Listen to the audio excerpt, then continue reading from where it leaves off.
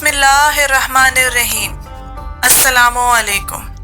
आज के इस वीडियो में हम जानेंगे कि मकड़ी के बच्चे अपनी माँ को क्यों मारते हैं। क्या आप लोग जानते हैं कि मकड़ी बच्चे पैदा करने के बाद अपने बच्चों के बाप को क्यों कत्ल करती है और फिर वो बच्चे बड़े होकर माँ के साथ क्या इबरतनाक काम करते हैं।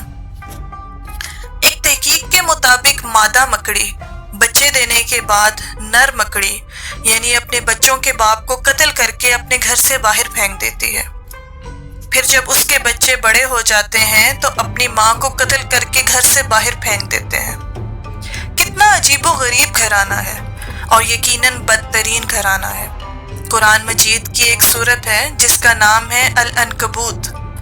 अनकबूत अरबी का लफ्ज़ है जिसको उर्दू में मकड़ी कहा जाता है। कुरान मजीद में अल्लाह रब्बुल इज़्ज़त ने फरमाया है कि सबसे कमज़ोर घर मकड़ी का है। कुरान का मौजज़ा देखें, एक ही जुमले में इस घराने की पूरी कहानी बयान करती है। घरों में सबसे कमज़ोर घर अनकबूत यानी मकड़ी का है, अगर ये इंसान इल्म रखते तो।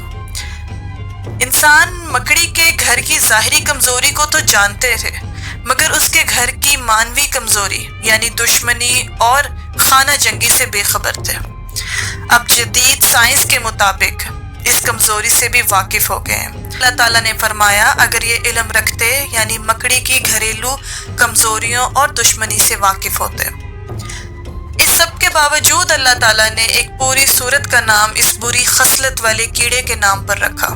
हालांकि इस सूरत के शुरू से आखिर तक गुफ्तगू फितनों के बारे में है। सूरह की इब्तिदा यूं है, क्या लोग ये ख्याल करते हैं कि वो इस बात पर छूट जाएंगे कि उन्होंने कहा कि हम ईमान लाए हैं और उनको आजमाया नहीं जाएगा। और फरमाया लोगों में से कुछ ऐसे भी हैं जो कहते थे कि हम ईमान लाए हैं, मगर जब उनको अल्लाह की राह में अज़ियत दी जाती है तो लोग इस आजमाइश को अल्लाह के अजाब की तरह समझते हैं। और जहन में ये सवाल पैदा हो सकता है कि मकड़ी का फितनों और आजमाइशों से क्या ताल्लुक है। दर हकीकत फितने, साजिशें और आजमाइशें भी मकड़ी की जाल की तरह पेचीदा हैं और इंसान के लिए इनके दरमियान तमीज़ करना, उनको बेनकाब करना नहीं आता। मगर अल्लाह मदद करे तो ये सब कुछ भी नहीं है।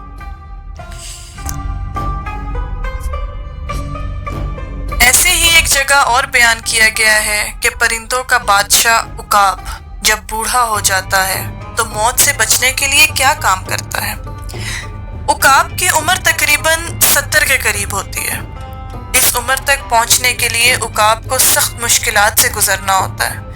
जब उसकी उम्र 40 साल हो जाती है तो उसके पंजे कुंद हो जाते हैं जिससे वो शिकार नहीं कर सकता।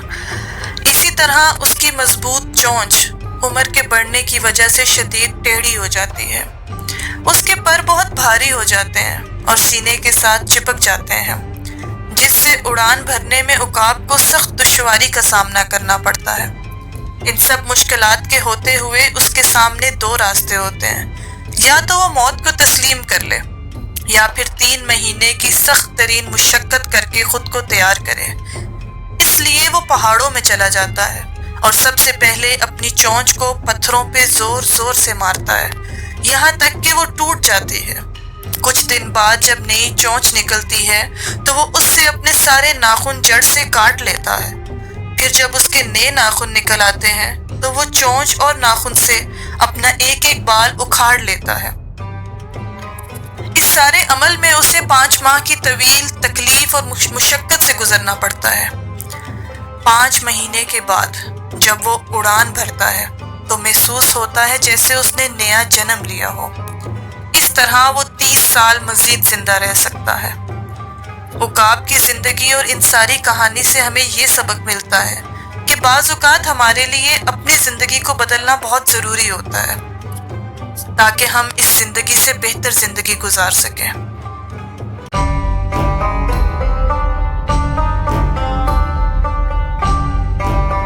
अगरचे अपनी जिंदगी को बदलने के लिए हमें सख्त जदोजहद क्यों न करनी पड़े।